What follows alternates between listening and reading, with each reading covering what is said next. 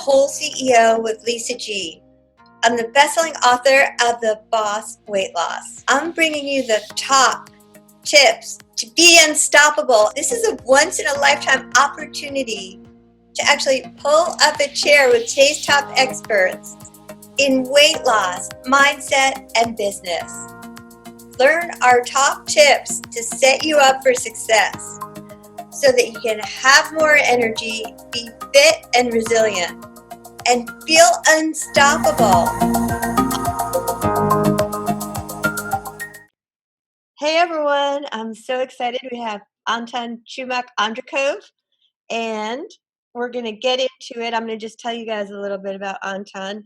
Before we get started, Anton is a father, a husband, a human sustainability speaker, author, coach, and CEO of Perspective Force.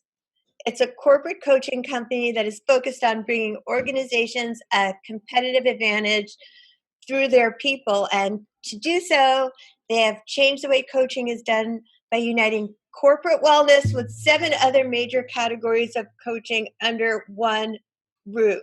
Anton, that is so epic. I'm so glad that our missions are similarly aligned. And I love that we both are all about the mindset. So can we just start with that topic? And if there's anything more about your story you want to share?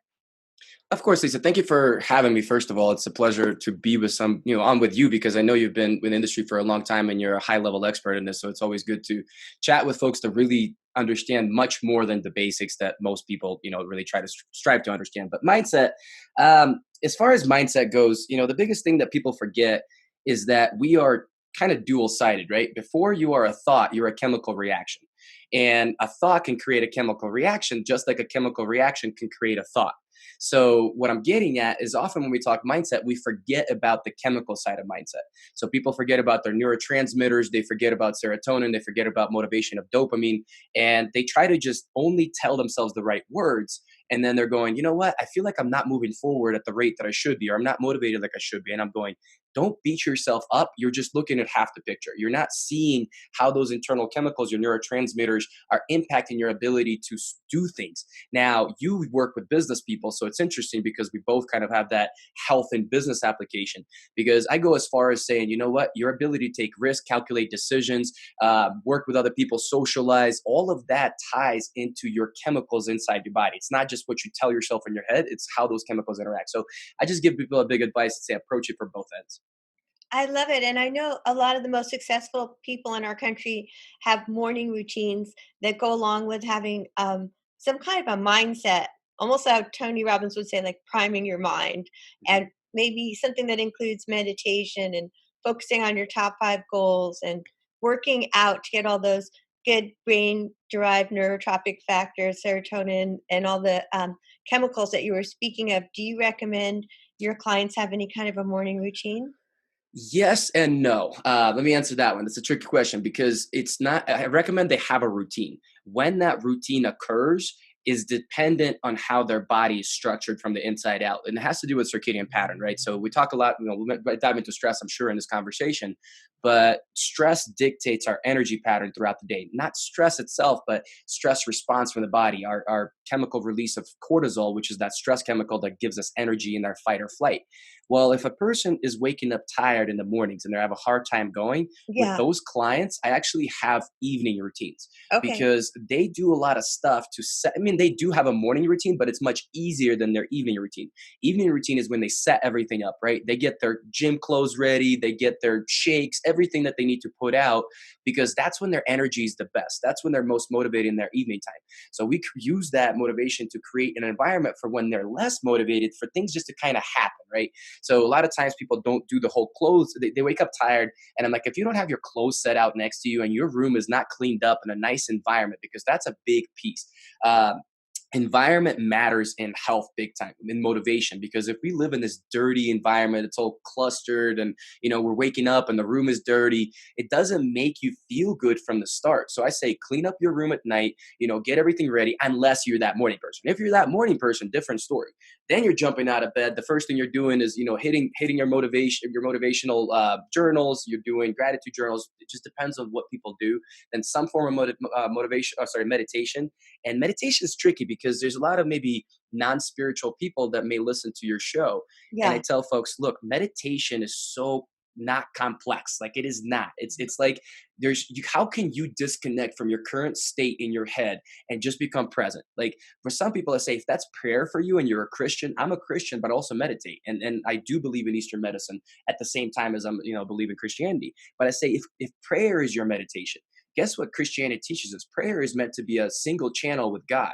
So that means that external distraction shouldn't be there, right? So if you don't believe in Eastern medicine meditation, then if you're praying the right way, you're doing the same thing in a different way. So I absolutely believe in morning routines. I have one. But what I believe in more is like morning keystone habits, right? It's basically Yeah. like where you have one thing that drives everything. I'm sure everybody talked about, everybody heard that admiral talk about a famous speech that he gives. If you want to win your day, make your bed, Of right? And course. and, Yeah. and you get that momentum I started. do Look what it. hey, it works. It really works. I do it as well. But to other people, there may be something more important, right? To other people, maybe getting that, having a mat next to their bed and spending 10 minutes on the mat. Like, it's a choice, right? A lot of times people come in and, okay, I got to be Gandhi for 10 minutes on the mat. I'm like, no, you don't. Like, for one, we can't be Gandhi because we haven't spent our lifetime meditating in silence. Um, but what we can do is be consistent with the behavior. And then doesn't matter what the outcome of that 10 minutes is. The most important part is you took the behavior of spending that 10 minutes. You know how it is. It's like in the gym, right? What's the hardest part about going to the gym? Actually getting to the gym. The workout And itself, once you're there, you're like so happy. Yep. So I tell people, make whatever keystone habits you need to have to get yourself to the gym, right? If that's after work, and that means that a keystone habit is you put your shoes in your trunk before you leave your house, so everything's prepared for that drive home, then that becomes that thing that holds everything else down, because our brain needs more autopilot. We can't make it, can't be making so many choices.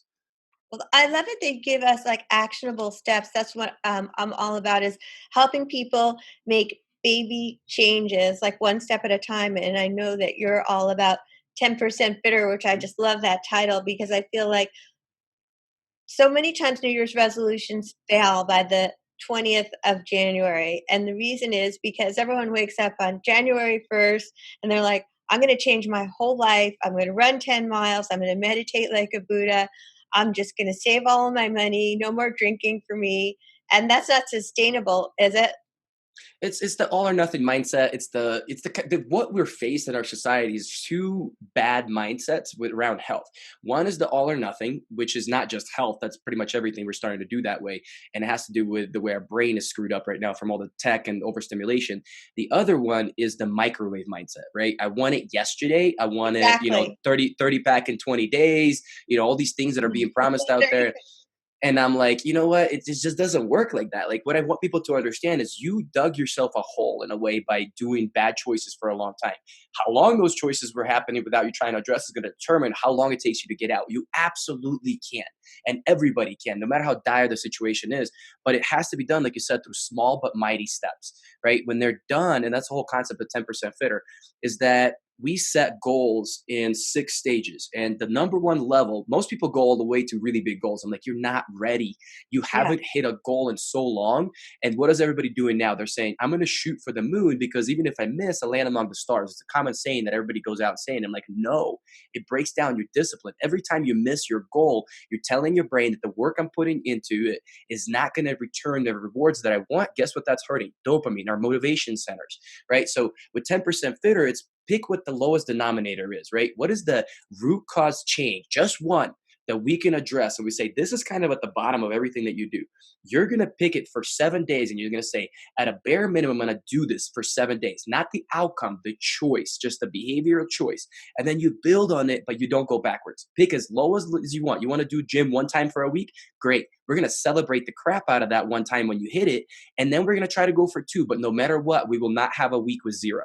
We will never go backwards. And as people get ready to progress, we take them through short-term behavior goals into long-term behavior goals. Then we get short-term outcome goals. Then we get into long-term outcome goals, right? That's all logical. I haven't even brought emotion into this yet because we got to build the winning momentum for these individuals through logic. Then comes in the passion goals, which is your why, right? We as health professional use the why well before Simon Sinek used it. And, we talk about what is the deep purpose behind this goal? How is it attached to more than yourself? What are you really passionate about? And that's where we usually challenge people, right? I know you ran that marathon in under 4 hours. Amazing job. I would have died. Thank you. But, it's like maybe somebody has a weight loss goal right now, but behind it, they always wanted to be that marathon runner. And they're going, you know what? There's no way I can do that. I'm like, don't focus on that. That's fine. Step by step, we'll get the weight out.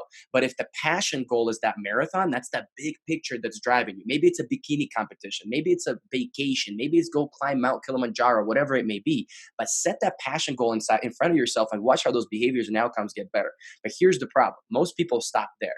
And it's not enough because so far, every goal we've worked with has been a finite goal. And if you want that, I guarantee that with you probably have infinite goals, meaning that you focus on performance, you focus on, things that if I do the work, I can keep getting better. It's not about losing 10 pounds and stopping there. If I start that way, I'm going to shift okay, I lost the weight, but now I'm going to quickly change that goal into how I perform better, how I use my brain better for my business, whatever it may be. And that becomes an infinite goal. And that allows us to stay motivated. Because the problem with finite goals is that you see this with weight loss. And I know you're gonna agree with this, because the last 10, say some person is losing 100 pounds, the last 10 pounds are much, much harder to lose than the first 10, right? And the amount of work it takes is much, much harder than it would with the first 10. And the outcome, we don't see that change as much because we already lost most of the 90, right? We lost that 90. So we're pretty happy with ourselves. The amount of reward left is significantly less than we had in the beginning. So the work being asked is bigger. The amount of reward is smaller. What's our brain going? That's close enough. I'm good. Like, let me shift to something else. Let me prioritize something else. And that's the problem with finite goals. Well, I'm so in sync with the way that you want to create habit change and you want to have people deeply connected to their why, and you want them to have the reverse engineer baby steps of this is my big, hairy outcome goal. And then you have your passion goals. And I love all those steps. And I know earlier you mentioned stress. I'd like to jump back into stress because I think the two topics of how we can have people change their mindset, have baby steps for habit change, and deal with the stress that's causing 90% of our health problems, and we don't understand it as a society. Let's finish with that question. Sounds great. I mean, stress is at the root of everything that I do, right? Took my dad at an early age at 45, 25 years ago this year, and he just gave too much of himself away. So for all those listeners out there, folks, like if you don't take away anything from this episode, take away that at all times you need to spend 10% of your time on yourself. Nurture yourself. Be selfishly selfless. It's a term that I like to use because in order for you to be selfless and give to others and not end up like my dad and pass away at an early age, keep just 10% of yourself for yourself, and forever you'll have a 5-gallon gas tank that doesn't shrink, right? I just use it as a number because what happens is we constantly give and give and give without taking anything for ourselves, even though we're giving 100% at all times. Instead of a 5-gallon capacity, 10 years down the road, we only have one. So logically speaking, keep that 5-gallon gas tank, give 90% away, keep yourself nourished, and you'll be better. But to your point of stress, right? We mentioned mindset. It doesn't matter what it is. When I don't go to MDs anymore because MDs are too heavy on prescriptions and, giving you pills too soon. I go to DOs or naturopaths, right? A little bit more holistic, a little bit more bigger picture. And I always pick their brain because I love internal health and hormones. And they say, this percentage of people or this percentage of health ailments are coming from stress. What percentage would you guess that number is? I think 90% because Exactly. I'm an anxious, stressed person. This is why I love to exercise. It really helps calm me down because I'd say 90% of our thoughts are also negative too, which is Yep. causing the stress. So if we're thinking all these negative thoughts all day, unless we have the proper mindset and the proper steps for the habit change, we can't alleviate the stress, which is why I love the tie-in with all these three topics It's a because vicious cycle. they Like it work becomes a very vicious together. cycle. Like we are all stressed, and you're right. All the amount of times we spend on devices and constantly getting ADHD, we're getting pulled in all these different directions with no focus. So, a habit change is important for having focus, and stress is a killer. And why I think we're both so passionate about helping executives with their executive level wellness is because so many people spend their whole life building their business and their family and they don't take care of their own health. Mhm. And that's why I'm passionate about helping. Well, you hear people like Gary Vaynerchuk, right? He's very popular out there, but the guy tells people work 16 hours. And I'm like, look, I get where you're coming from. You're saying when you're early on, grind away. But what if you don't live till tomorrow? Like, and that's what I'm always reminded with my dad. He probably had that idea of grind, grind, grind. And then every time I'm going to enjoy my life because I'm going to, that's how it was with baby boomers. But the thing is, he never reached that point, and he should have been enjoying a lot more of his life along the way. And that's what people need to understand, that the thing that Gary Vaynerchuk preaches, I disagree with. I will discuss it with him regularly on LinkedIn because I just don't believe in that mindset. But you're so right with stress. And the problem is that most people don't understand the complexity of stress. Stress is fairly complex. How to fix it is not. But understanding it to be able to get to the fixing component is, because most of us think about stresses in our mind. Most people they feel the mental stress, but what we don't realize is the physical and oxidative stresses that occur in our body, right? So, perfect example, the statement that you made, and I know you're not in that state, but somebody could be, and they're going, I'm using exercise to make myself feel better, be de-stressed. I'm like, okay, that could work, but here's the thing: your system does not differentiate if you've been trying to run from a lion for an hour or if you've been on a treadmill for an hour. It does not know the difference. They're both So stressed. Yeah. they're both stress to the system. So if somebody's doing steady state cardio for 40 minutes or longer, cortisol goes through the roof because it's thinking a lion's been chasing me. I got to get more blood sugar, And release then it to the bloodstream coffee. so I can get away with it. Yep, all that stuff. Well, if a person also has digestive stress going on, if they also have maybe physical stress from like a sleep, whatever it may be, by them over exercising, they're going to cause a bigger problem. So we need to understand that stress is really kind of like a three-headed monster. We have our Mhm. physical stress, which is going to be like if you're experiencing pain on a regular basis, like back aches and things like that a lot of executives will get into all the time.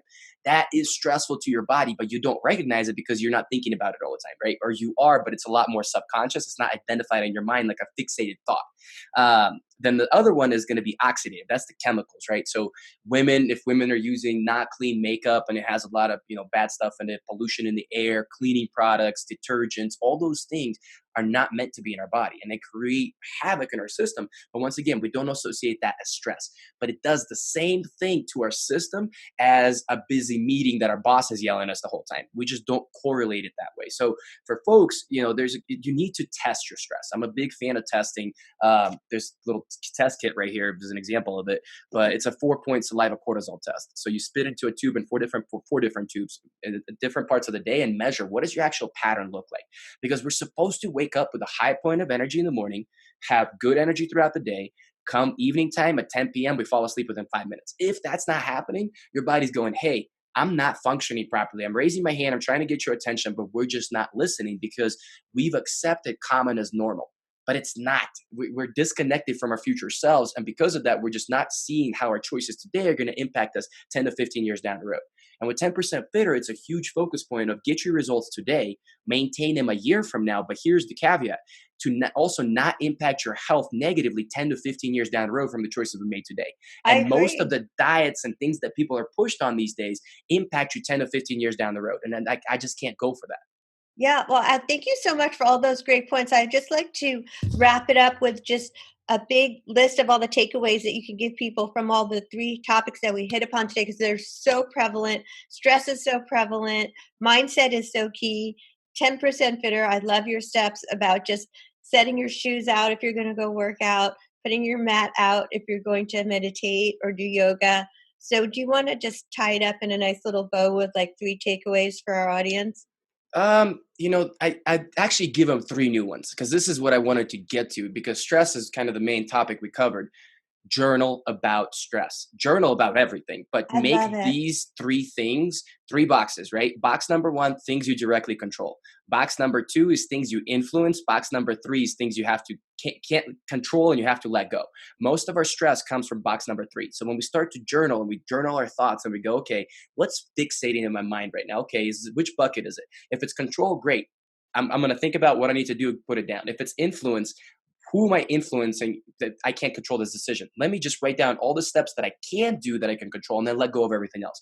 And if it's box number three, just let it go. Don't worry about it. And you'll see how much your life changes by that kind of awareness.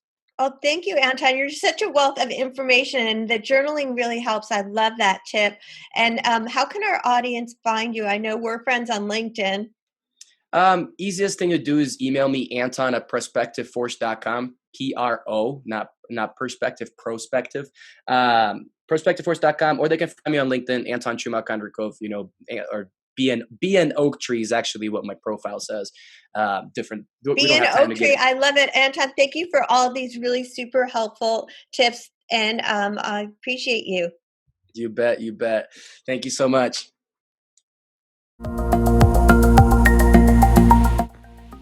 Thanks for joining me at WholeCEO with Lisa G. This episode is brought to you by Boise Wine. Boise Wine is certified biodynamically farmed so that it's more organic, and it's one of my favorites, this bottle by Boise and John Legend Sparkling French Rosé. Join me in my wine society. Click on the website below to get a 20% discount when you become a member.